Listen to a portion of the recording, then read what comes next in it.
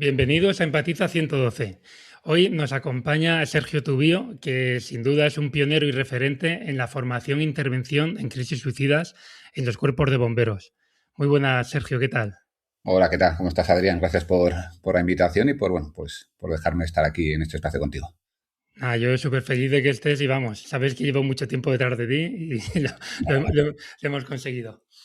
¿Cómo empezaste desde tu trabajo como bombero a interesarte tanto por estos temas hasta el punto en el que estás ahora mismo?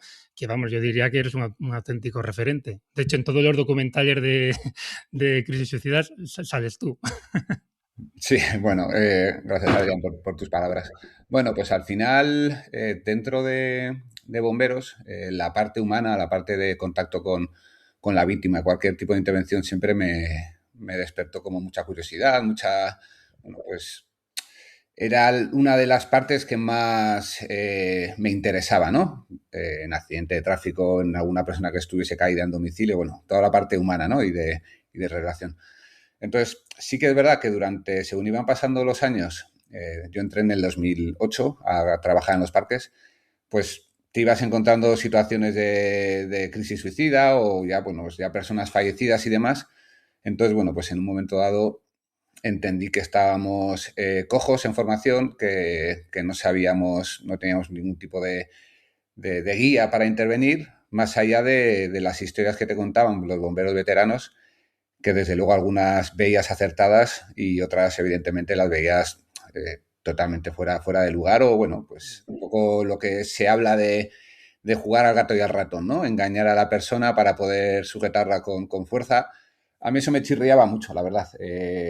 No me parecía, a veces seguramente fuese necesario, pero no me parecía desde luego una intervención humanizada ni una intervención que se preocupara sobre todo por la posterior recuperación de esa persona. Entonces, bueno, pues ahí digamos que mi cabeza empezó a funcionar, empezó a focalizar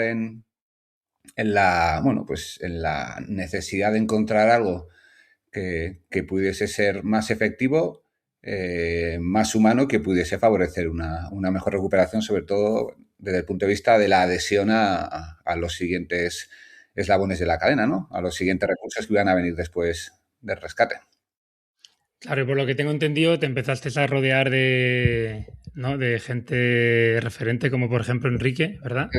Sí, sí, sí. Yo empecé a descargarme guías de prevención del suicidio escritas en inglés, en distintos idiomas, y también algunas que estaban ya publicadas, por ejemplo, de la Comunidad de Madrid sobre prevención del suicidio, y empecé a buscar la manera de aplicarlas a la intervención. Bueno, pues si la guía me dice que una persona en crisis es una persona que está agitada, y que eso es contraproducente, que eso es peligroso, pues habría que adaptar la intervención de bomberos bueno, pues a favorecer esa desactivación, ¿no? De la agitación. Entonces empecé a elaborar borradores y borradores y en un momento dado pues mis compañeros me empezaron a animar a presentar esto a la escuela de bomberos porque veían que era útil, lo empezamos a aplicar en las intervenciones y veíamos que era efectivo, que conseguíamos desactivar más crisis, que conseguíamos sobre todo que la conexión real entre interviniente y víctima fuera un hecho o favorecer que lo fuera, ¿no? No siempre salía bien, evidentemente. Entonces, una vez que lo presenté y la jefatura del cuerpo y la escuela de bomberos me dieron el ok, pues empecé a buscar a personas bueno, pues que yo tenía como referentes. Entonces contacté con Enrique Parada, fui a buscarle a la salida de su despacho y le abordé y le invité a una Coca-Cola y nada, y empezamos a hablar de esto. Y además recuerdo muy bien una frase que me dijo cuando le presenté el proyecto, le presenté un primer borrador de la guía de intervención y me dijo, yo te voy a hacer una pregunta y depende de la respuesta, te digo. Me dice, ¿tú buscas ver cómo sujetar a la persona a la fuerza, despistarla y tal? ¿O buscas humanizar la intervención para que la persona salga por su propio pie? Le dije, pues por supuesto que salga por su propio pie siempre que sea posible. Y me dijo, vale, pues estoy en el proyecto. Hombre, la pregunta tampoco era muy difícil, ¿eh? Bueno, depende de quién la pudiese responder, pero sí, sí, hombre, claro, cuando había ese tipo bueno, de tener los mismos conceptos claros, es verdad Claro, que me refiero que con el recorrido que tú habías hecho de formarte y tal, lógicamente, si llegas hasta ahí es porque sí, sí, sí, estás por humanizar la asistencia. desde luego, sí, sí. Y bueno, háblame un poquito del resultado que salió de eso, o sea, si es un protocolo, es una serie de pasos. Y, y bueno, háblame primero de esto y luego ya vemos en qué consiste y lo vamos desarrollando un poquito. Bien, pues a raíz de ahí ya de manera oficial se empezó a generar un documento, un procedimiento de intervención. Hasta ahora solo había un plan de intervención que básicamente era decir qué tipo de vehículos tenían que salir a la intervención, cuántos bomberos y el único objetivo que estaba escrito en el plan de intervención era tratar de que la víctima desista del intento. No había nada más desarrollado. Entonces, pues a partir de ahí, ese procedimiento empezó a incluir definiciones sobre la prevención sobre la conducta suicida, empezó a incluir frases sobre humanizar la intervención y empezó a, sobre todo lo más importante, que empezó a poner el foco de toda la intervención en la persona en crisis suicida. Focalizamos toda la intervención en cómo podríamos ayudar mejor a la persona en ese momento, desde, por ejemplo, el mero hecho de rebajar el volumen de las emisoras, quitar la linterna si estábamos cerca, hacer el menor ruido posible, colocar los colchones de salvamento desde una zona donde la persona quizá no lo pudiera ver para no sentirse en un momento dado, bueno, pues acorralado, bueno, pues toda la intervención, incluso dónde ponernos el mosquetón en el arnés para que la persona no lo viera y viese el menor número de objetos, digamos, amenazantes para ella. Entonces, toda la intervención pasó a girar en torno a la persona y a partir de ahí, pues bueno, pues empezamos ya a desarrollar lo que hasta ahora no existía, que era pues, la parte del acercamiento, ¿no? Que es ahí cuando ya pues entraban los psicólogos de la unidad en acción, ¿no?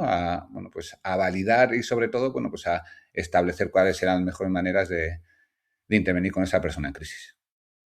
Y el resultado fue eso, como un algoritmo o una especie de, o sea, unos pasos, unos pasos, un algoritmo, no sé cómo lo llaméis vosotros, y eso es lo que me interesa mucho porque como hablaba contigo al principio, muchas veces para los intervinientes que nos intentamos investigar en esta materia, vemos mucha teoría de prevención, bueno, mucha teoría, pero que justo el momento de intervención en crisis, es decir, que la persona está ahí en el punto más álgido y lo que tú digas puede ser determinante, yo poca información he encontrado.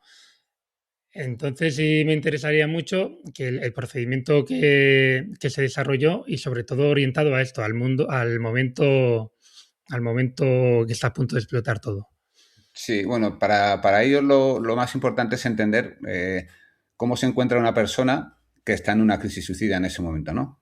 Y bueno, pues es una persona que está en una crisis emocional y esa crisis emocional se puede definir como un estado temporal, que es temporal, ¿vale? O sea que la crisis suicida no es algo crónico, es un momento puntual en el que te ves desestabilizado y tienes esa crisis, ¿no? Esa crisis emocional es temporal y en esa crisis temporal la persona se ve desbordada por la situación y muy agitada y desorganizada, ¿no? Entonces, ya tenemos varios aspectos clave que es una persona que se encuentra muy agitada, muy nerviosa y que está en visión de túnel. Está lo que se habla en psicología, está con el sistema de amenaza activada, ¿no? Entonces, no puede ver más allá en ese momento que la muerte como una solución.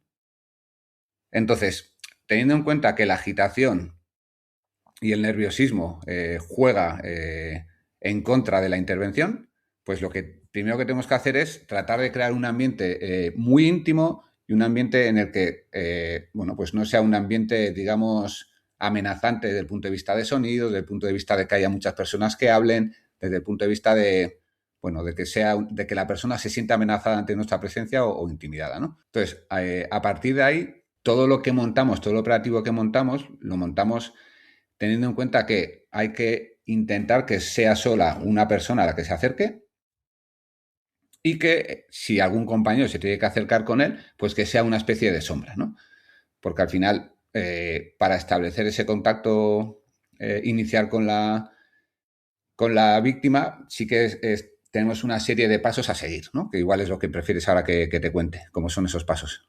Sí, hombre, cuéntame lo que a ti te surja, pero sí, me gustaría que no nos olvidemos de esos pasos para que quien nos escucha tenga una guía a seguir. Vale, a ver, una vez que llegamos a la intervención, una parte muy rápida de lo que es la intervención, ¿no? Lo primero, según llegamos a la intervención, es fundamental establecer y evaluar los riesgos que puede haber, pues que, por ejemplo, la persona caiga o esté en una situación de mucho riesgo y, por ejemplo, pueda caer encima de las personas que empezamos a intervenir. Hay que establecer una zona caliente, establecer también los riesgos que puede haber, por ejemplo, si hay presencia de tendidos eléctricos, si puede haber presencia de gas, de fuga de gas, si puede estar desplazándose, por ejemplo, por un tejado donde haya lucernarios y esas ventanas no estén diseñadas para soportar el peso de una persona y se pueda caer, qué tipo de cuerdas tenemos que utilizar. Bueno, entonces, una vez que analizamos todos los riesgos, tomamos las medidas necesarias para, bueno, pues para eliminar o mitigar esos riesgos y ya es cuando empezamos a entender qué tipo de intervención tenemos delante, ¿no? Pues si es una intervención en la que la persona corre riesgo de precipitación o es una intervención donde puede haber un riesgo de explosión o que sea una persona que porte armas o que sea una persona que, bueno, pues que sea en ese momento tiempo dependiente porque ha hecho, bueno, pues algún tipo de ingesta y nuestra prioridad en ese caso tenga que ser facilitar que los sanitarios atiendan lo antes posible a la persona, ¿no? Si es, por ejemplo, en el caso de una posible precipitación, pues ya es cuando empezamos a montar todo el sistema de seguridad para favorecer ese acercamiento, ¿no? Siempre nos vamos a acercar asegurados porque no sabemos si en algún momento dado vamos a tener que acercarnos a la persona y sujetarla, pues porque por ejemplo, esa crisis emocional conlleva también un gran desgaste físico. Entonces, para poder acercarnos a esa persona de repente, de manera urgente, porque va a desfallecer por la fatiga, por las horas que lleva el sol o porque se haya podido tomar algún tipo de sustancia que favorezca que se quede dormido, pues tenemos que estar asegurados. Eso es fundamental. Eso es una parte clave de la intervención, que siempre que nos acerquemos lo haremos asegurados. Y ya ese primer acercamiento, pues digamos que lo dividimos en 4 etapas, ¿no? Que quizá ya hayáis visto con Mercedes Cabanilla, bueno, que es la del contacto inicial, ¿no? Presentarnos y, bueno, pues hacerle ver a la persona que estamos ahí para ayudarla. El segundo paso que sería el de procurar y favorecer que la persona se sienta acogida, bueno, pues intentando, por ejemplo, ofrecerle agua, abrigo y sobre todo, pues empezar con demostrándole un interés genuino de ayuda, ¿no? Pues preguntándole sobre qué le pasa, dejándole hablar y, bueno, pues con practicar la escucha activa y empática para que la persona pueda desahogarse, ¿no? Para que esa agitación que tenga se disminuya mediante la ventilación verbal emocional. El tercer paso sería de todo lo que nos está contando, tratar de averiguar y separar lo que le protege, porque va a haber cosas que le proteja, de lo que le hace daño, siempre que esté ventilando, dejar de que nos cuente lo que le hace daño, pero evidentemente, bueno, pues ir tratando ya de meter un poquito de esperanza a través de las cosas que nos cuenta que le favorecen, ¿no? Que, bueno, pues que todavía son factores de protección. Evidentemente, no forzando, tenemos que dejar que la persona nos lo diga y no dando nada por supuesto. Y bueno, y el último paso, el 4, ya sería pues intentar cerrar la intervención tratando de que la persona se ponga en un lugar seguro o, bueno, o en un momento dado también ayudando a la persona a salir de ahí porque, como antes decía, muchas veces por fatiga ni siquiera tienen fuerzas para salir y hay que acompañarlas a un lugar seguro, pero bueno, intentando siempre que sea con su consentimiento y con esa humanidad que hablábamos antes, ¿no? Siempre incluso hablamos de lo que es el abrazo instrumental, ¿no? Que es acompañarla a una zona segura, mostrando afecto y contacto, pero también teniendo controlada la situación por si la persona se cae. Claro. Pues no sé si sería posible de cada uno de estos 4 pasos que me has comentado, que lo podamos desarrollar en profundidad con ejemplos reales o con casos que utilicéis para las simulaciones y demás. Porque, por ejemplo, claro, hay cosas que se definen con una sola frase, como escucha activa y empatía, pero ahí se puede rascar muchísimo de que él realmente la escucha activa, de no cuestionar, no juzgar, no... Entonces sí me gustaría que pudiéramos recorrer cada uno de estos pasos, ya no solo con casos prácticos, que también, sino con las posibles objeciones que quizás os habéis encontrado cuando forméis a los compañeros, de a lo mejor cosas que no entienden o que no acaban, o que no, no sé si me entiendes. Sí, sí, perfectamente. Sí, sí. Lo que, bueno, pues al final esta metodología de trabajo, pues cada día se va instaurando más, pero es verdad que al final está rompiendo moldes, está Claro. rompiendo una manera de intervenir, pues que, bueno, pues que no era habitual y todavía sigue sin ser habitual en todos los servicios, no solo en bomberos, incluso en sanitarios, en fuerzas y cuerpos de seguridad. Muchas veces vemos intervenciones, pues bueno, pues que por falta de de formación, que no por falta de interés ni mucho menos, pues se cometen errores en los que bueno, pues a la persona se la invalida o se le quita importancia a lo que le está ocurriendo. Entonces eso, desde luego, no favorece para nada la conexión con la víctima, ¿no? Claro, pues por eso, si te parece que en cada una de estas fases la vayamos analizando y si se te vienen a la cabeza esos ejemplos de intervenciones reales o de casos que vosotros utilicéis para formación, para acercarlo un poquito más, que no se quede solo en conceptos. Venga, perfecto. Pues mira, la fase del contacto, que es la del acercamiento a la víctima, como decía, tenemos que tener mucho cuidado para que la persona no se sienta amenazada. Al contrario de otras intervenciones, cuando vamos a una persona en crisis suicida, esta persona generalmente no está esperando ser ayudada, no ha solicitado nuestra ayuda. En el resto de intervenciones, las personas nos están esperando para que las ayudemos. Y en este caso no. Entonces, de primera, la persona puede sentir desconfianza, puede sentir pues una serie de sentimientos que hace que la conexión no sea fácil, ¿no? Entonces, cuando nos acercamos tenemos que ser siempre muy respetuosos, acercarnos sin sorprender a la persona para que la persona no se asuste y sobre todo pues hacerlo de una manera gradual y consentida. Se establece más o menos esa distancia de aproximación en 5 metros, no superar nunca los 5 metros para no invadir su espacio y sobre todo tenemos que practicar, bueno, pues el presentarnos, decir nuestro nombre, decir a qué servicio pertenecemos y es muy importante ya empezar a utilizar la palabra ayuda. ¿Vale? Estamos aquí para ver si te podemos ayudar. Hemos venido para ayudarte. Y si conocemos su nombre, pues ya empezar a utilizarlo, porque eso ya da una cercanía. Para eso es muy importante la recogida de información previa a la intervención, ¿no? O que podamos ir paralelamente y recogiendo información mientras montamos, por ejemplo, los sistemas de rescate. Una vez que nos hemos presentado, por ejemplo, hola, soy Sergio, soy bombero, nos han llamado porque nos han dicho que estás en una situación de peligro y hemos venido para ver si te podemos ayudar. ¿Me puedes decir cómo te llamas? Si no sabemos el nombre. Para ello es mucho más facilitador que nosotros nos presentemos antes para que esa persona pueda decirnos su nombre. ¿Vale? Porque si entramos, que es un error habitual, Sí. diciendo, oye, ¿cómo te llamas? Hey, hey, oye, oye. Pues evidentemente, si a ti te abordan por la calle y alguien dice, hey, hey, oye, oye, pues lo primero que vas a hacer es desconfiar, ¿no? ¿No? Por Y si, supuesto. tú, ¿no? Pues evidentemente le preguntas tu nombre y si no te lo dice, pues tú sigues con la conversación, ¿no? Y empiezas ya con la parte de la escucha activa y compasiva. Bueno, esa primera fase sería esa, ¿no? La de establecer un contacto. Vale, antes de pasar a la siguiente, por ejemplo, aquí es muy importante, que yo creo que es un error que se comete mucho, que claro, en estos casos generalmente intervenimos sanitarios, bomberos, policías, se puede juntar muchísima gente ahí.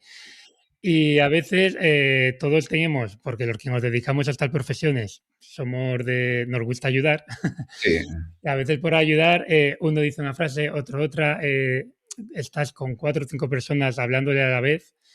Claro, entiendo que el mismo, o sea, primero habrá que delimitar o definir quién va a llevar la intervención en lo que se refiere a la comunicación. Luego habrá otros aspectos de intervención sí. que los lleven otros compañeros, ¿no? Pero lo que es la interacción directa debería de ser solo una persona y esta persona debería ser la que muestre, o sea, ante la víctima, me sale la palabra víctima ahora mismo. Vale, ante la víctima es el que tiene que mostrar una actitud de protegerle y decir, os podéis salir todos fuera que quiero Sí. hablar solo con ella. O sea, ¿esto cómo se maneja? Pues mira, esto ha sido un quebradero de cabeza durante años, porque porque tienes toda la razón del mundo. El hecho de que todos queremos ayudar, ¿no? Entonces, uno de los trabajos que hemos hecho desde la Unidad de Capacitación Profesional de Bomberos del Ayuntamiento de Madrid en intervención en tentativa suicida ha sido justo ese mismo, el establecer protocolo de actuación conjunta junto a sanitarios y fuerzas y cuerpos de seguridad. También desde la Asociación Internacional de Bomberos y Psicología de Emergencias hemos asesorado a otras administraciones para establecer estos protocolos, porque al final necesitamos establecer quién va a ser qué servicio va a ser el mando de la intervención, ¿vale? Quién va a dirigir la intervención, para poder establecer los principios bueno, del acercamiento a la víctima. Un resumen muy rápido. Estos protocolos más o menos, por ejemplo, el de la Comunidad de La Rioja y el del Ayuntamiento de Madrid, lo que dicen es que si hay riesgo de precipitación, el mando de la intervención va a ser bomberos. Si hay que hacer una apertura de puerta con riesgo de que haya, con riesgos que todavía no controlamos, por ejemplo, al abrir la puerta, que la persona pueda precipitarse o pueda, digamos, prender alguna fuga de gas o algo, el mando también será de bomberos, que es el tipo 2, y hay un tipo 3, que es el de presencia de armas, con las que la persona puede amenazar o puede hacer daño a terceros, que ya es de fuerzas y cuerpos de seguridad.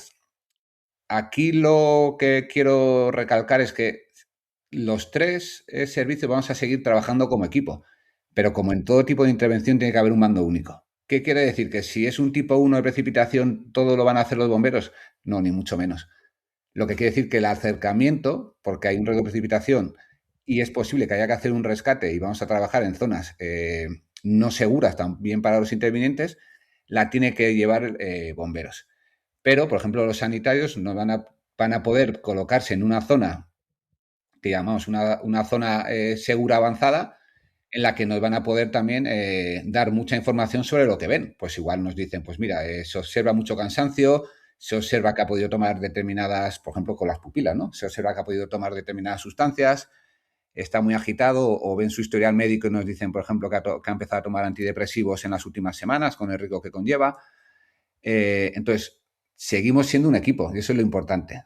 En el caso de precipitación, como te decía, que es pues quien se va a acercar a la víctima va a ser bomberos. Entonces, tiene que darse la situación de que no haya que echar a nadie para atrás. ¿Vale? Tiene que darse la situación de que antes de entrar ya se sepa quién va a intervenir y quién va a estar pues en esa otra zona pues para ayudar y para, por ejemplo, en cuanto la persona sea rescatada, que la asistencia sanitaria sea inmediata. Entonces, siempre tenemos que tener cerca a los sanitarios, por supuesto. Y a la policía en un momento dado, porque la persona igual se encuentra agitada y necesitemos de su colaboración. Entonces, esa parte de la intervención, de limitar la competencia en ese momento, va dentro de los protocolos. Vale, o sea, lo entiendo perfectamente, pero hay una pequeña parte que me confronta.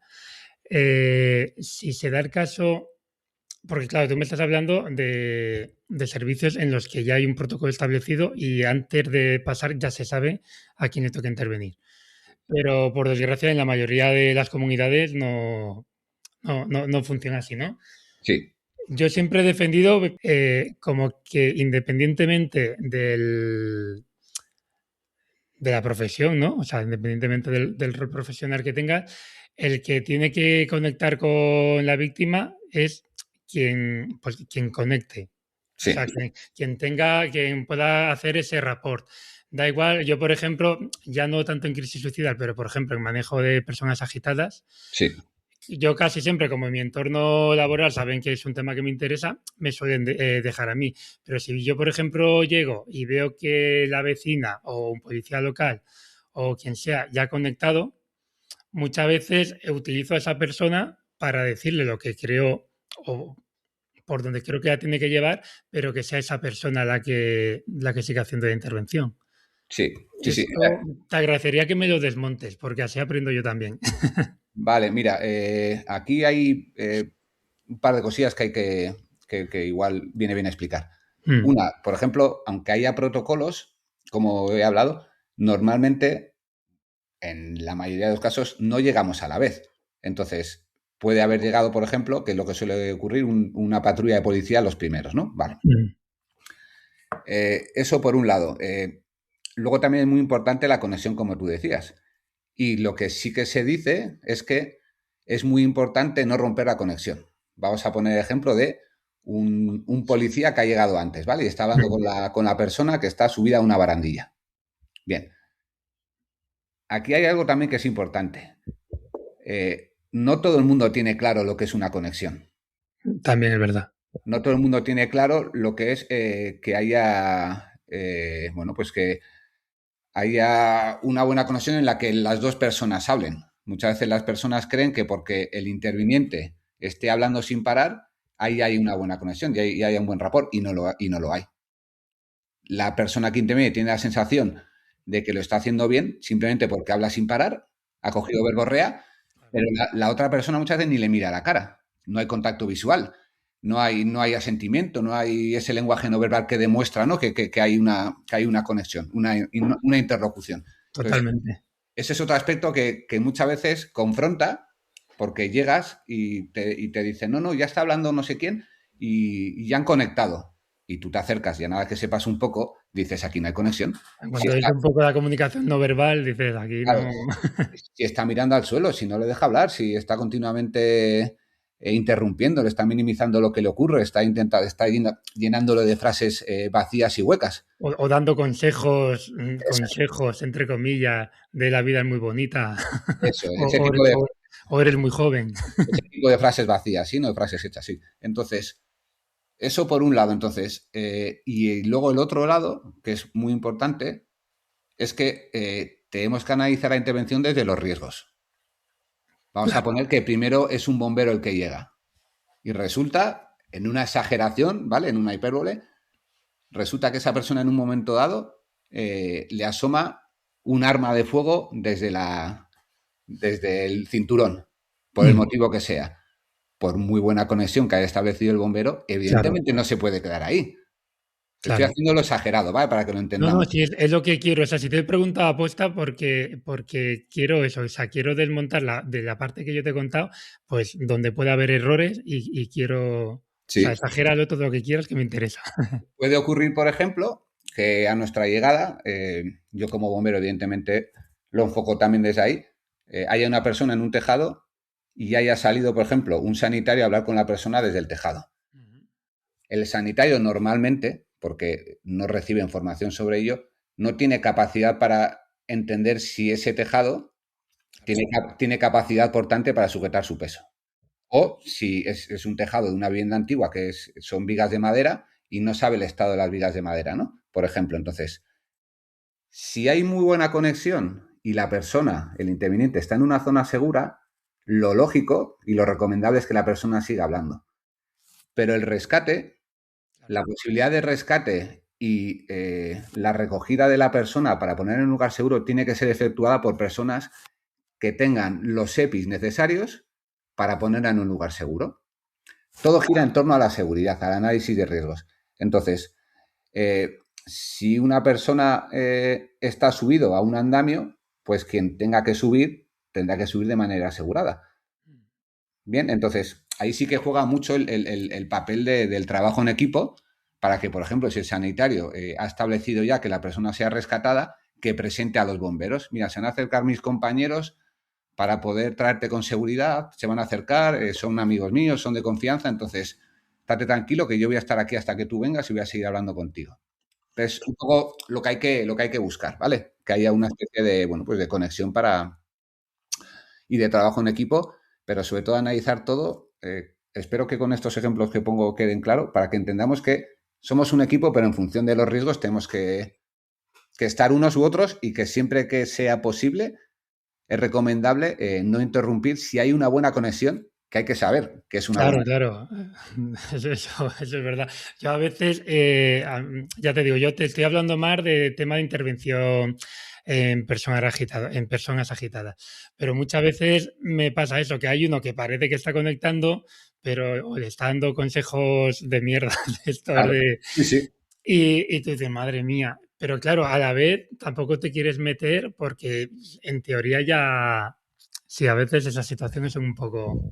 Son Entonces, complicadas, son complicadas. mm, Y para eso lo mejor es que los mandos de cada servicio hablen entre ellos para no, digamos, ir bueno, pues a decidir delante de la víctima, porque evidentemente no es lo apropiado. Tenemos que entender que una persona que, que consigue contarnos lo que le está ocurriendo no tiene ninguna ganas de contarlo dos veces o no tiene ninguna gana de contárselo a dos personas. Eso, yo pongo este ejemplo en formación, ¿no? Que es un poco lo que me pedías. sí, sí, Eh, Tú estás hablando en tu lugar de trabajo, por ejemplo, ¿no? Con un compañero.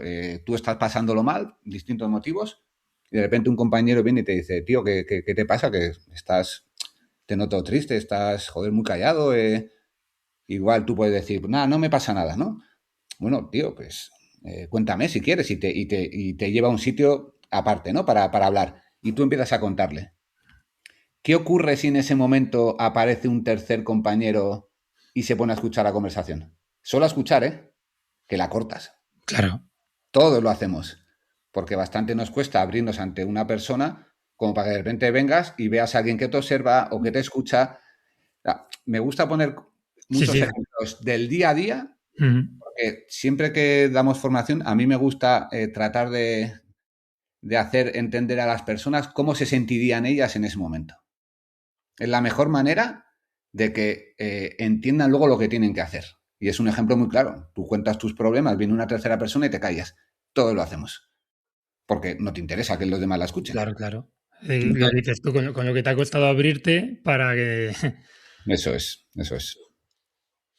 Vale, nos hemos quedado en el acercamiento y Sí, nos habíamos metido ya en la siguiente fase. La siguiente fase es la acogida.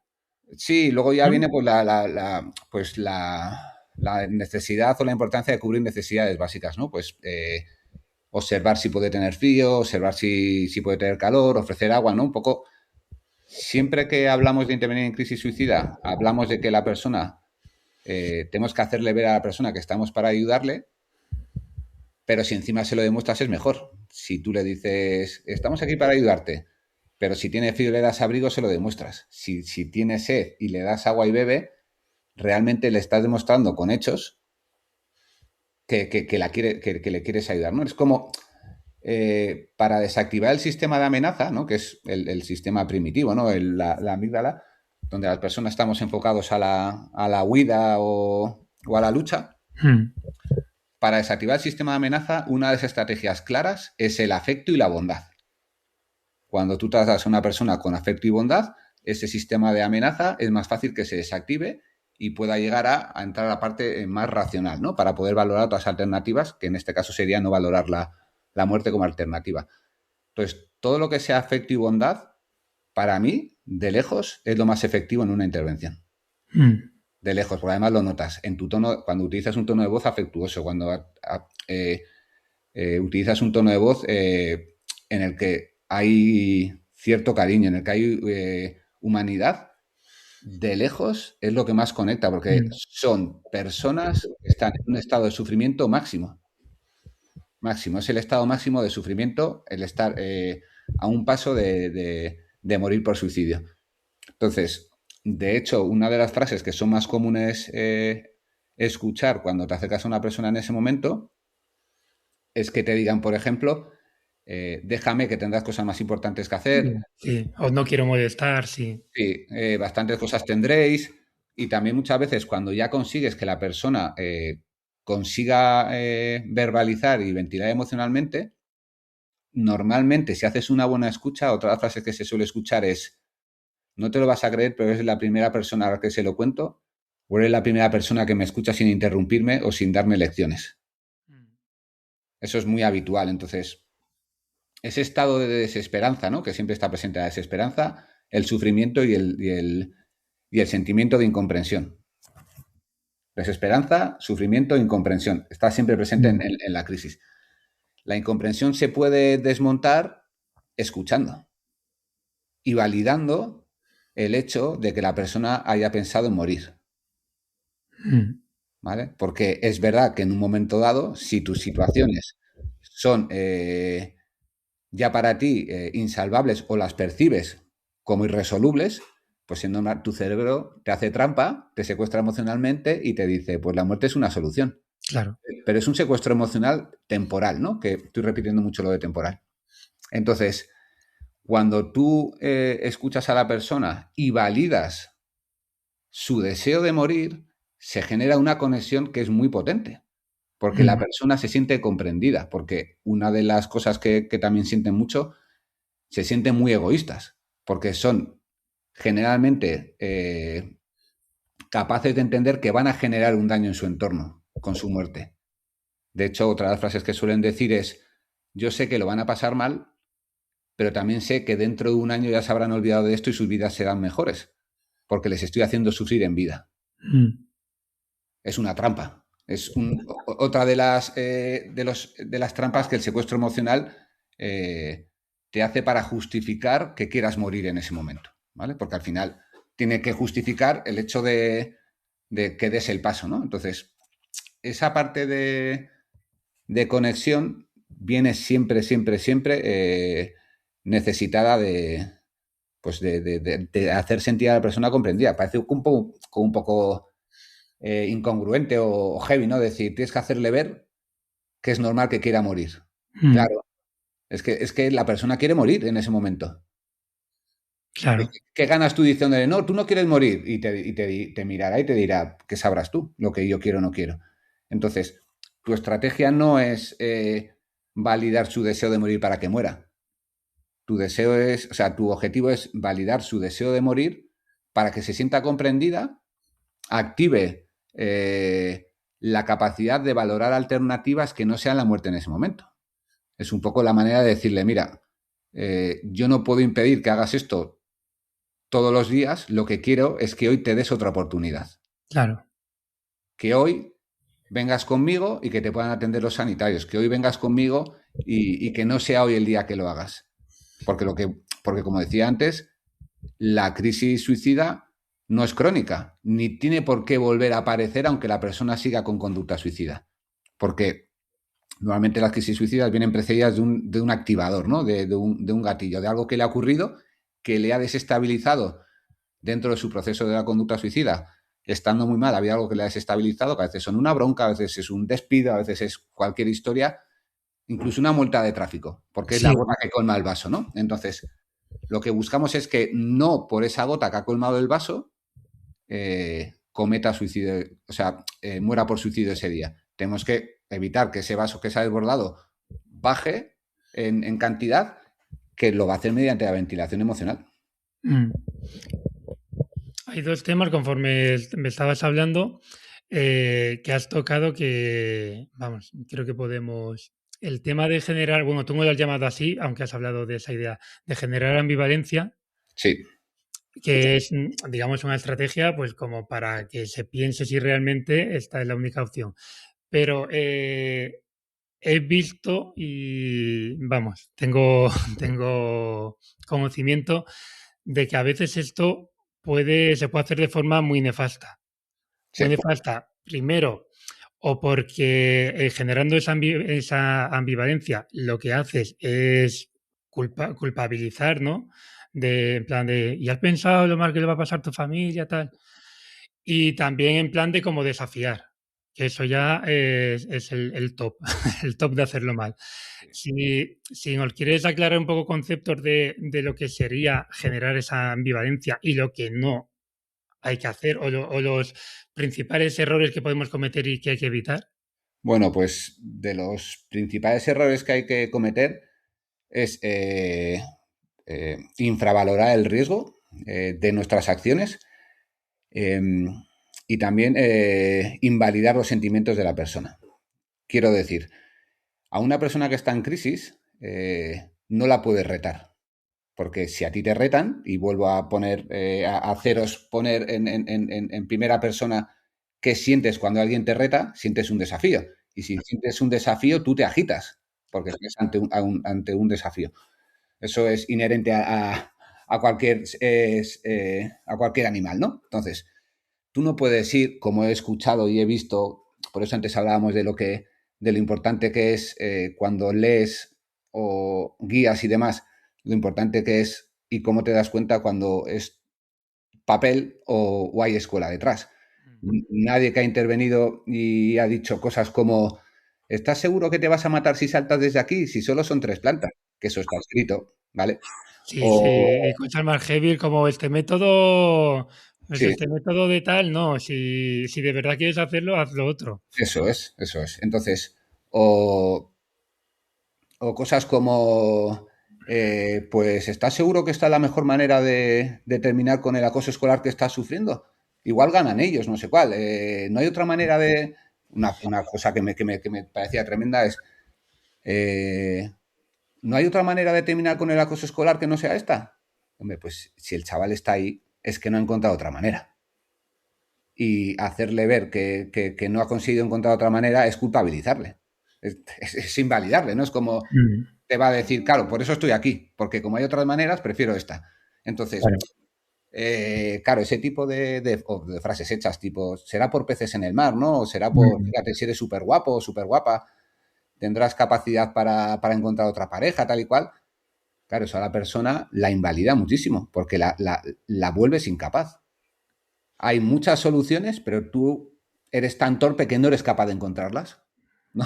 Es Entonces, el mensaje que estás transmitiendo al final, al decir esas cosas. claro, le está diciendo, qué torpe eres, ¿no? Lo fácil que era solucionarlo y... Habiendo tanta, fíjate, te están pegando en el colegio, pero tú has tomado esta decisión porque no eres capaz de encontrar otra. Ya. Entonces, eso es lo que te demuestra, bajo mi punto de vista, lo que es que haya práctica aparte de teoría. La teoría Mm. el papel lo aguanta todo. Cuando estás delante de una persona y metes la pata, que todos la hemos metido, yo he metido la pata en intervenciones, que es cuando te das cuenta, por ejemplo, con el contacto físico, de contactar físicamente con una persona antes de tiempo, cómo reacciona, cómo se agita, cómo se aleja de ti, cómo da un paso Mm. hacia atrás en una zona peligrosa. Eso la teoría te lo dice. Cuando lo experimentas, Claro. pues vamos, se te queda grabado hasta la médula. Entonces, Putin lo que hay que entender es eso, que es fundamental no invalidar ni incapacitar a la persona que está en crisis, porque no es ninguna manera de conectar. Otro ejemplo del día a día. ¿Cómo nos sentimos cuando fallece una persona cercana que queremos mucho y viene alguien y nos dice, venga, ánimo, si es ley de vida? Pues invalidado, lógicamente. ¿Eh? O te dice, pues mira, mañana te vas, con un ejemplo menos drástico, te vas a la perrera y te coges otro perro, que será por perros. Pues evidentemente no quieres seguir hablando con esa persona. O si te dice, venga, que no es para tanto, que ya era mayor, que ahora está descansando, no estés así, que a él no le gustaría verte llorar. Es como, perdona. Claro. Entonces, es muy útil el ponernos en primera persona para entender qué hacemos realmente cuando decimos ese tipo de frases, ¿no? Mm. Totalmente. Y Sergio, otra cosa que has comentado antes, que no la quiero dejar pasar, has dicho dos palabras, recuerdo bondad. Has dicho, Afecto y bondad, sí. vale, perfecto. Y es una cosa que en el tema de los agitados yo intento hablar de empatía táctica y te voy a explicar por qué. No todo el mundo es bueno, ¿sabes qué decir? No todo el mundo tiene bondad y a lo mejor está trabajando aquí. Sí, sí, sí, Ya, evidentemente. hay gente que no es afectuosa y no es bondadosa y tiene estos trabajos. Entonces, para esa gente, yo creo que es útil hacerles ver, o sea, porque o sea, cada persona somos como somos y no necesariamente tienes que ser una buena persona para poder ejercer tu trabajo. Y si Sí, tu trabajo es ayudar, es lo que tienes que hacer. Entonces yo ya te digo, con el tema este del manejo de gente agitada y tal, sí me gusta hacerles ver a ellos que más allá de que no empaticen verdaderamente con esa persona, al menos piensen que es una forma de facilitar su trabajo. sí. Entonces esto o sea, me parece, es verdad que hace falta ese afecto y esa bondad, pero ¿cómo adaptarías esto? ¿Cómo se lo harías ver a un compañero que no es la persona más afectuosa del mundo? O que es el típico que a lo mejor diría, joder, pues no tenía otra hora para... Ya. Entonces, a esa gente que a lo mejor no le sale de forma natural, ¿cómo le podemos, no sé, cómo le podemos instruir? Bueno, una de las cosas también importantes que marcan los procedimientos es que independientemente del lugar que ocupes en la intervención, es recomendable que se pueda decidir quién va a hacer la interlocución, independientemente de que por orden de salida te haya tocado ejercer esa labor, ¿no? Y yo creo que al final cualquier persona, o la mayoría, tienes tu razón, la mayoría de personas que nos dedicamos a la emergencia, al contacto humano, aunque lo tengamos un poco escondido, lo tenemos. A veces no sabemos sacarlo, a veces no sabemos desarrollarlo en intervención, pero por experiencia, en las formaciones que damos, que al final hemos dado muchísimas formaciones a bomberos de todo el país, incluso en Latinoamérica hemos dado bastantes formaciones, muchas veces nos encontramos con personas que nos dicen justo esto, ¿no? Es que yo no sé ayudar, es que yo no sé llegar, es que yo no sé qué decirle. Cuando tú le explicas que una persona en ese momento está sufriendo tanto que lo que necesita es ser escuchado, escuchar no es tan difícil si sabes escuchar, es difícil escuchar, pero que realmente tienes que hacer ver a la persona que va a intervenir que no tiene que encontrar soluciones para que la persona salga de la crisis. No es una fórmula matemática compleja. Es simplemente hacerle entender que lo que necesita la persona es ser escuchada y validada y atendida. Que respete los silencios, que no tenga prisa por comer el espacio y por terminar la intervención lo antes posible. De hecho, este tipo de intervención prácticamente es de las únicas en las que el tiempo corre a nuestro favor. Cuanto más tiempo pase, esa crisis emocional, que es temporal, se irá desactivando por propia fatiga. No quiere decir que tengamos que dejar pasar el tiempo sin más, pero sí que es verdad que no tenemos que tener prisa porque la fatiga emocional, o sea, la fatiga física conlleva menos activación y si hay menos activación conlleva menos probabilidad de que la persona, por ejemplo, salte. También es verdad que esa fatiga emocional conlleva el riesgo de que la persona se resbale y se pueda caer por Claro. accidente. Pero bueno, ante las personas bueno, pues que tienen dudas o que no son demasiado empáticas, pues habrá que analizar si están preparadas en ese momento para atender esa intervención, independientemente de que sea el bombero que le toca intervenir, el médico, el psicólogo, tal y cual, pues igual es bueno que dé un paso atrás o que no sea, porque igual tiene un mal día. En ese momento tenga que dar un paso atrás. Mi consejo, hacerles ver que esto se trata de humanidad, de afecto, de bondad, de empatía y que creo que, bueno, la inmensa mayoría de los que nos dedicamos a esto, hay que quitar el miedo a intervenir. Son situaciones muy complejas, pero hay que quitar el miedo pensando que son personas, que las personas que están en crisis suicida son personas que nos puedan salir, que sean peligrosas para nosotros, que esos son otros dos errores que se puede ver muchas veces en las formaciones. Generar personajes que sean violentos, generar personajes que en un momento dado sean amenazantes. Esto afortunadamente va cambiando y, bueno, pues como todas las formaciones van evolucionando.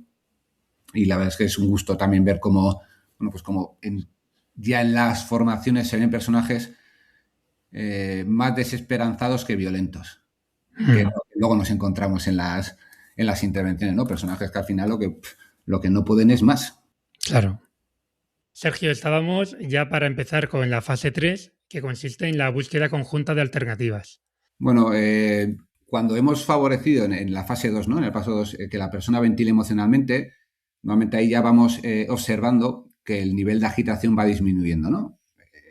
Cuando contamos un problema, al principio estamos como muy agitados y luego empezamos ya bueno, nuestras pulsaciones empiezan a bajar una vez que empezamos ya, digamos, a exponer lo que nos ha pasado. Nos pasa en la vida diaria cualquiera. Entonces, como interviniente, en esa ventilación emocional tenemos que ir separando en nuestra cabeza lo que protege a la persona de lo que le hace daño. Entonces, de repente, si nos ha hablado de un hermano, si nos ha hablado de su trabajo, si nos ha hablado de algo que realmente entendemos que le importa, luego es importante empezar a enganchar por ahí, ¿no? Para que, sin que la persona sea muy consciente, empiece a tener en su mente cosas que le protegen, ¿no? Por ejemplo, oye, me has dicho, Adrián, que te dedicas a hacer podcast, ¿no? Que estás con un programa y que entrevistas a muchas personas. Pues además es un podcast que se llama Empatiza, que busca, ¿no? Pues ayudar a los demás. Entiendo que eres una persona a la que le gusta ayudar a los demás, ¿no? de toda la información que tú has recogido, parafraseas lo que te ha dicho y le pones, le ofrece la posibilidad de que te hable de lo que le protege, ¿no? Oye, me has dicho que tú eres de un pueblo de Badajoz, y que, bueno, que tienes ahí familia, que es un pueblo que te gusta mucho volver. ¿Qué es lo que más te gusta de tu pueblo? ¿Qué es lo que te gusta hacer cuando vas? ¿No? Entonces, le vas poniendo cosas que le protegen pues en ese pensamiento momentáneo para que se dé cuenta que en la balanza de lo que importa, en ese momento pese más. Al final, una crisis suicida es un desequilibrio de una balanza. De las cosas que te hacen daño y de las cosas que te protegen. Si hay ese activador que hemos dicho, puede ser que si hay un equilibrio inestable, en ese momento la balanza se destabilice hacia la opción de morir. Pero poniendo otra vez peso mediante, pues nuestra interlocución en la parte que protege, podemos volver a buscar que se equilibre. Incluso podemos hacer que pese más la parte que le importa. Entonces, eso es lo importante. Una vez que hemos conseguido que la persona desactive en cierta manera esa crisis y nos hable de las cosas positivas, ahí empieza a ser el momento en el que podemos empezar a buscar alternativas de manera conjunta. ¿Qué quiere decir de manera conjunta? No puedes recomendarle algo no puedes recomendarle algo que no sabe si ha probado, si ha intentado. Puedes decirle, hombre, Adrián, lo que tú tienes que hacer es ir a hablar con un abogado. Y resulta que Adrián ha ido a hablar con 3 abogados. Claro. O decirle, hombre, Adrián, pues tendrás que pedirle ayuda a tus hermanos. Y tú no sabes si Adrián habla con sus hermanos y su relación, aunque sea buena, no es posible porque, por ejemplo, económicamente no le pueden ayudar. O porque hay una vergüenza en pedir esa ayuda. Entonces, siempre tendrías que decir, oye, Adrián, ¿tú has hablado con tus hermanos de los problemas económicos que tienes? ¿Has intentado hablar con ellos? No puedes dar nada por hecho. Porque sí que es verdad que entiendo que son situaciones que pueden que pueden ser incómodas, porque al final, pues pedir ayuda siendo adulto económicamente no es algo fácil para nadie. Entonces, pero, Adrián, lo que ocurre es que lo que estamos aquí valorando es que la otra alternativa a no valorar pedir ayuda a tus hermanos ya no tiene solución. ¿Qué crees que podemos hacer, Adrián, para que tu situación económica mejore? No sé si con tus hermanos has probado alguna cosa más, no sé, pedir algún subsidio o intentar ver alguna ayuda o incluso, aunque no sea fácil, te has planteado, por ejemplo, compartir piso con alguien en una habitación o cómo lo ves, o volver al pueblo durante una temporada y tal, que tienes ahí una casa vacía. Claro, toda esa información la vas recogiendo previamente. No te la puedes inventar, ¿no? Me dices que tienes un amigo, ¿no? Que vive en Cuenca, que tiene un camping que quizá te pueda echar una mano, puedas estar con él unos días y ayudarle en las cosillas. Bueno, pues igual el sueldo que te pueda dar, según me dicen, no es grande, pero vas a estar ocupado, te va a dar un alojamiento, tal y cual. Eso es toda información que vamos recogiendo. No se la puedes tirar. Claro, ese es un punto muy importante y donde creo que se falla muchas veces, ¿no? En dar cosas, a lo mejor, yo qué sé, pues seguro que tienes algún familiar que tal, y dices, no me hablo con nadie de mi familia y a lo mejor precisamente porque no se habla nadie con de su familia, está en la situación que está. Claro. Entonces la clave, entiendo que es lo que dices tú, que esa información que él te ha dado de forma indirecta antes. Y si tienes dudas, hay que intentar Pregunta. siempre tirar a lo general. No decir, ¿hay algún familiar? No. ¿Hay alguien que crees que puede echarte una mano? Claro, Porque familiar ya estás acotando mucho claro. el espectro. Entonces tú dices, ¿hay alguien que te va a echar una mano? ¿Hay alguien con quien te sientas más cómodo hablando de estas cosas? ¿Hay algo que crees que te podría hacer ganar, tener algunos ingresos? Tienes que ir a lo general porque si tú acotas mucho puedes tocar algo sensible. Claro, puedes tocar un botón rojo sin saberlo. Eso es. O por ejemplo, el decir la típica frase que es muy común como error, ¿no? Decir, hombre, pero la familia está para eso. O no. Ahí. O no. O no. Entonces, A lo mejor precisamente el problema viene de ahí, de que se siente desamparado por la familia. fíjate, eso sí que son estrategias que me gusta que puedan salir en la conversación para que la gente pueda tener esos tips de decir, me voy a lo general, ¿no? Claro. aparte de carpintero, ¿qué otras cosas crees que se te dan bien o crees que te gustan, ¿no? Entonces, bueno, pues y de la información que has recogido, con el ejemplo que he puesto antes contigo de ayudar, tú puedes hacerle ver a la persona, ¿no? Recuerdo una intervención real que me tocó con un chico que yo le hice ver porque me decía, es que no he conseguido hacer nada nunca por nadie, y le dije, a ver, me has comentado hace un rato que participaste en la búsqueda de una persona hace un mes. Dice, bueno, ya, pero eso no era nada, era solo andar por el pueblo para buscarla. Digo, no, a ti, porque eres una persona generosa y eres una persona preocupada por los demás, igual te parece que no es nada, pero no todo el mundo participa en una búsqueda para encontrar a alguien desaparecido. Entonces yo quiero trasladarte que bajo mi punto de vista hiciste algo muy bonito. Entonces entiendo que eres una persona que se preocupa por los demás, ¿no? Es un poco, pues eso, ¿no? En esa recogida de información, porque la persona en ese momento no se da valor a sí mismo. Pero si tú puedes tratar de, bueno, pues poquito a poco mostrarle lo que ves. No puede discutir, no, tú sí eres una persona preocupada.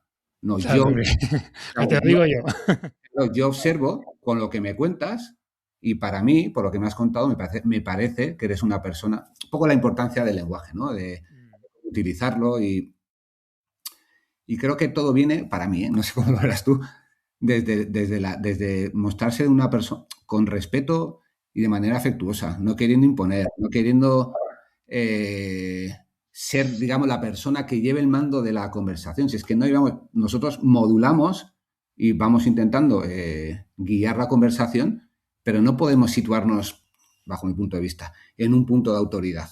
Claro, no, por supuesto. Tiene que ser una relación, esa interlocución tiene que ser una relación muy pareja, en el que dos personas hablan. ¿Qué nos pasa, de hecho, cuando terminamos esas conversaciones? Que terminamos en un tú a tú muy claro, que de la que nos desgasta muchísimo, porque no es un interviniente con una víctima. Termina siendo dos personas que se abren y, como dicen los psicólogos de la unidad, que tocan el dolor de la otra persona. Porque para aliviar el sufrimiento hay que tocar el dolor. Eso de no, te quedas lejos, no empatices, pero si te está contando un montón de cosas súper graves que le han pasado, es imposible. Bueno, pues suelo poner este ejemplo también. Tú no puedes pretender subir a un piso 30 a un incendio con todo el equipo de bomberos que pesa 35 o 40 kilos. No puedes pretender no cansarte subiendo. No puedes. Te parecerá muy bonito, pero no puedes pensar que no te vas a cansar. No puedes pensar que no te va a afectar. No puedes pensar que te vas a meter en un garaje que hay varios coches ardiendo, que vas a pasar un calor brutal y que vas a salir igual que has entrado. Pues en lo emocional es igual. Pero aprovechando tu analogía, pero cuanto mejor preparado estés, menos te vas a fatigar. Eso es a lo que voy. ¿Tú qué te ocurre cuando vas a un incendio en un garaje? Te vas mentalizando, te has estudiado los protocolos, sabes qué mangaje tienes que utilizar, sabes que tienes que coger la cámara térmica, sabes que tu pareja tiene que hacer esto, sabes que hay un protocolo que te da seguridad, porque no tienes que estar pendiente de lo que van a hacer los demás, porque ya sabes que hay un protocolo establecido y se va a actuar según ese procedimiento, ¿no? Y te preparas, entrenas, te hidratas durante la guardia, practicas el tendido de mangaje dentro de un garaje. Pues en las intervenciones donde lo que está presente es lo emocional, también existe la capacidad de prepararse. Mediante formación, mediante técnicas de relajación, mediante técnicas de respiración según vas a la intervención, mediante técnicas también de haberte formado y de tener seguridad de lo que vas a hacer. No tener que improvisar.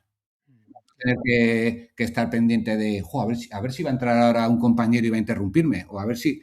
No, hay que prepararse, pero hay que asumir que este tipo de intervenciones son emocionalmente tan duras como pueden ser físicamente un incendio en un garaje. Es así. Pero tenemos que asumir, porque no lo hacemos. Yo me alejo del dolor, me alejo del sufrimiento. Vamos a ver. Pero ¿cómo te vas a alejar de una persona, de un chaval o una chavala que ha sufrido, que se está contando que ha sufrido abusos sexuales? ¿Cómo te vas a alejar de eso? Que la tienes a 5 metros. Es imposible alejarte de eso. Lo que tienes que estar preparado para encajarlo en ese momento y luego ya ventilar algo, ya recibirás la ayuda que necesitas, luego ya te cuidarás. luego bebes, salen minerales, ¿no? Cuando estás en un incendio, para no tener calambres. Bueno, pues tú tendrás que tener algún tipo de ayuda para poder recuperarte, porque nos tenemos que recuperar de ese tipo de intervenciones. Es imposible salir sin afectación de ese tipo de intervenciones. Sí, La gente lo comprenda. no, la analogía que has hecho es buenísima, vamos, que quien no lo entienda así. Claro. Bueno, Sergio, te estoy robando más tiempo del que pretendía. Si te parece que hablemos ya de la última fase de la fase de cierre, ¿la hemos llamado? Sí, eso, sí, de acuerdo, de cierre, sí. Mm. Pues es un poco ya cuando se han valorado alternativas, ¿no? De manera conjunta, que no sean en ese momento la muerte por suicidio, pues evidentemente tienes que poner a la persona a disposición de los servicios sanitarios de una manera segura. Por ejemplo, si está en el borde de un tejado, si está en una zona que sea peligrosa, tienes que acompañarla, ¿no? Y también tienes que acompañarla porque muchas veces estas fases que hemos hablado, ¿no? Al final no son lineales. En un momento dado, según la persona está saliendo hacia una zona segura, Claro. puede aparecer un elemento disruptor. Puede aparecer un familiar, puede tener un recuerdo, puede tener cualquier reactivación. Entonces, a la persona hay que acompañarla de manera segura para procurar también que realmente llegue a una zona segura. Luego, una vez que está dentro de la vivienda, por ejemplo, pues hay que cerrar ventanas, hay que evitar que haya efectos, o sea, objetos con los que se pueda dañar. Entonces, eso también es hacer una contención física, ¿no? El bajar cerrar las ventanas, o si, por ejemplo, hay que bajar a la persona por las escaleras del edificio, que siempre hay alguien pendiente de que si hay hueco de escalera, proteger esa zona de caída, ¿no? Porque ya te digo que no nos podemos confiar porque, bueno, pues nosotros cuando intervenimos en una crisis suicida no le solucionamos los problemas. Le ayudamos a que en ese momento le pueda dar otro enfoque y pueda valorar otras alternativas en ese momento. Pero su casa sigue ardiendo. Claro. La hemos sacado de su casa ardiendo, pero su casa sigue ardiendo. Entonces, tenemos que tener cuidado de no confiarnos y no pensar que porque haya accedido en ese momento a ponerse en un lugar seguro, haya que bajar la guardia. La guardia se baja cuando la persona está dentro de la ambulancia y se empieza el traslado. Ahí se baja la guardia. Bueno, ahí la bajéis vosotros, pero Sí. nosotros la bajamos cuando la dejamos en el hospital. Y en el hospital la bajan después, cuando le dan el alta. Sí, sí, sí. Pero para que entendamos que el riesgo de... Porque ya me refiero a la ambulancia, ya es un entorno Ya, se te entendió. Sí, ya es un entorno más controlado. Pero bueno, eso es lo que tenemos que buscar con el acuerdo y cierre, ¿no? El hecho de que gracias a esa interlocución que hemos tenido, a esa conversación entre dos personas que están exponiéndose y facilitando que haya otra oportunidad, que terminen en un lugar seguro y que, bueno, pues que empiece la siguiente asistencia. Que venga después. Pues nada, Sergio, pues yo creo que hemos hecho un recorrido más o menos como yo pretendía, que era esto, el ver las fases y profundizar sobre todo lo que decimos, con ejemplos prácticos, porque muchas veces, como dices tú, el papel lo aguanta todo, pero hay que verse en la situación para ver que no todo es aplicable o cómo lo aplicas. Y ver los errores y al final la intervención te pone en tu lugar. Sí. Pues bueno, sabes que para finalizar os suelo pedir si hay algún compañero profesional que, que consideres que puedo invitar al podcast pues para hablar de estos temas, al fin y al cabo, ¿no? De psicología de emergencias aplicada a intervinientes. Sí, pues hay varias personas, ¿no? Que pueden, yo creo que dentro del mundo de la psicología ya habéis estado con Enrique, con Mercedes, con Sara. Bueno, también está, por ejemplo, Sandra Aroche, que es También psicóloga, la tengo pendiente. por ejemplo, y pues no sé, ahora mismo, porque tenía en la mente a Sandra, y también está Nadia, que es una bombera, que es psicóloga también, es bombera y psicóloga. Nadia. Sí. Sí, Nadia no solo fue, creo que la segunda que entrevisté, sino que trabaja en mi zona y el otro día coincidimos en una intervención. Sí. Sí, Bueno, ya te diré algún nombre si quieres, porque tengo también... Vale, perfecto, te he pillado. No me quiero comprometer. a esa... Vale, Sí, sí. perfecto. Bueno, pues Sergio, me ha encantado hablar contigo, te lo digo, vamos, con total honestidad. He aprendido un montón y estaba deseando traerte aquí, porque creo que es una persona excepcional. Pues gracias por insistir y perdona que me haya costado encontrar un hueco. Venga, cuídate mucho. Ya, Chao. salud. Agur.